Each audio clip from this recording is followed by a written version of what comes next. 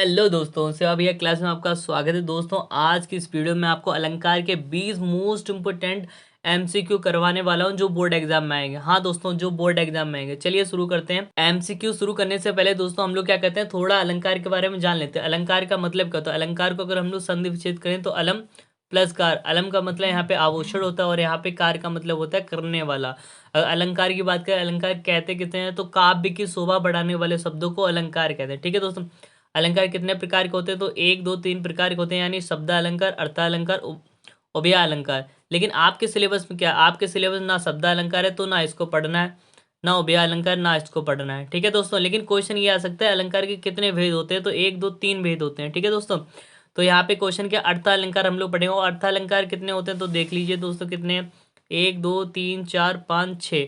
लेकिन दोस्तों आपके सिलेबस में कितने हैं तो एक दो तीन है। कौन कौन से, उपमा अलंकार, रूपक अलंकार, उत्प्रेक्षण अलंकार। सिर्फ इतना ही पढ़ना है। तो चलिए दोस्तों सबसे पहले उपमा अलंकार पढ़ते हैं। वो उपमा अलंकार में पढ़ना क्या है दोस्तों, आपको एग्जाम में कैसे क्वेश्चन मिलेगा। क्वेश्चन आपको मिलेगा, एक लाइन मिलेगी और उसमें लिखा होगा निम्नलिखित में से कौन सा अलंकार है, मुझे पहचान के बताइए। तो उस अलंकार को आपको पहचानना पड़ेगा। उस अलंकार को कैसे पहचानेंगे तो सबसे पहले मैं आपको बताता हूँ ट्रिक क्या है, कैसे पहचानें। ठीक है दोस्तों।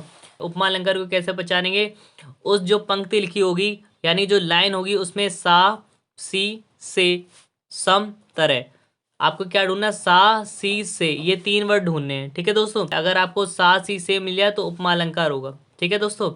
उत्प्रेक्षा अलंकार को कैसे पहचानेंगे, उसमें होगा मनु मानो, जनु जानो, मनो जानो, मनहु जनहु। ठीक है दोस्तों। ये आपको वर्ड मिल जाएगा। अगर ये वर्ड आपको नहीं मिलते हैं, ये वर्ड आपको नहीं मिलते तो समझ लें वही आपका रूपक अलंकार होगा। क्या, तो वही आपका रूपक अलंकार होगा।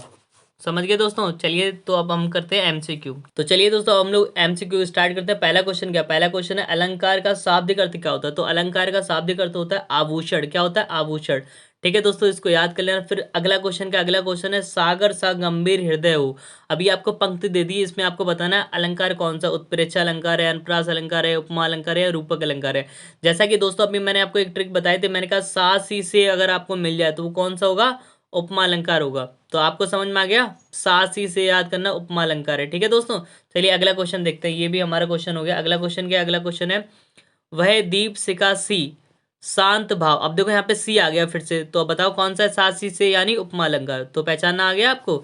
ऐसे ही आपको एग्जाम में करके आने हैं। चलिए अगले और क्वेश्चन देख लेते हैं। चलिए दोस्तों अगला क्वेश्चन पढ़ते हैं। अगला क्वेश्चन क्या, उपमा अलंकार के कितने अवयव या अंग होते हैं। अवयव या अंग एक ही बात होती है दोस्तों। तो उपमा अलंकार के कितने होते हैं, उपमा अलंकार के होते हैं चार। लेकिन अलंकार के कितने वेद होते हैं, वो होते हैं तीन। लेकिन यहाँ पे उपमा अलंकार पूछा है दोस्तों, इसको याद रखना। ठीक है अगला क्वेश्चन पढ़ते हैं। अगला क्वेश्चन क्या है, अगला क्वेश्चन है भूरे बालू सी। अब देखो इसमें सी आया है, सी से एकदम क्या याद रखोगे, उपमा अलंकार।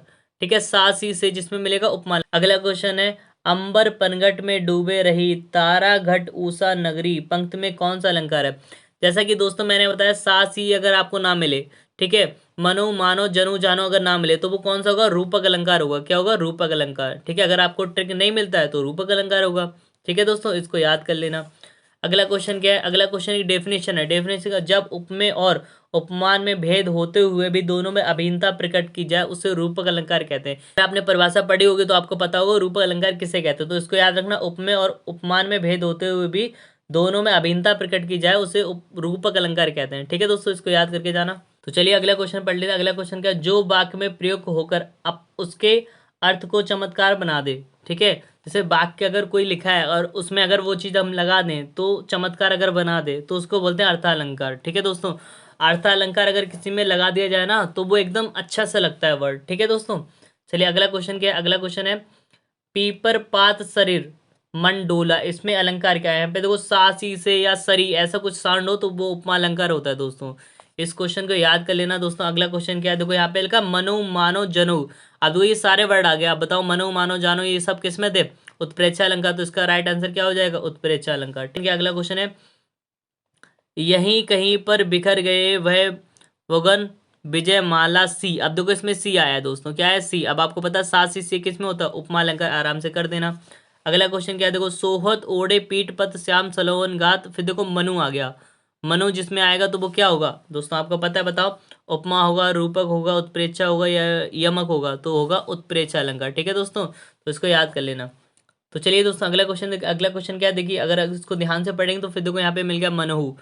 ठीक है दोस्तों, अब मनहू से आपको पता है क्या होगा, उत्प्रेक्षा अलंकार। ठीक है, ऐसे ही दोस्तों आपको करके आना। अगला क्वेश्चन देख लेते हैं दोस्तों। अगला क्वेश्चन क्या है, ज्यों ज्यों आंखों सा, अगर ऐसा आपको लिखा हुआ मिले ज्यों और जाह्यों, तो वो क्या होगा, उत्प्रेक्षा अलंकार। मनो मानो जनो जानो, ऐसी वाला ज्यों मिल जाए या ज्यों ही मिल जाए, ठीक है दोस्तों, तो उत्प्रेक्षा अलंकार होगा। इसको याद कर लेना दोस्तों, बहुत ज्यादा एग्जाम में आते हैं क्वेश्चन। ठीक है दोस्तों, अगला क्वेश्चन क्या है, देखिए यहाँ पे देखो लिखा है मनो, देखो इसमें मनो आ गया, तो मनो से आपको पता है क्या है, उत्प्रेक्षा अलंकार। ऐसे ही आपको टिक करके आने। ठीक है दोस्तों, अगला क्वेश्चन क्या, अगला क्वेश्चन है, जहाँ उपमेय में उपमान की संभावना प्रकट की जाए उसे उत्प्रेक्षा कहते हैं। ठीक है, अगला क्वेश्चन क्या है, पायो जी मैंने राम रतन धन पायो, पंक्ति में कौन सा अलंकार है, ये आपने पढ़ा होगा। पायो जी मैंने राम रतन धन पायो, इसको बोलते हैं रूपक अलंकार दोस्तों।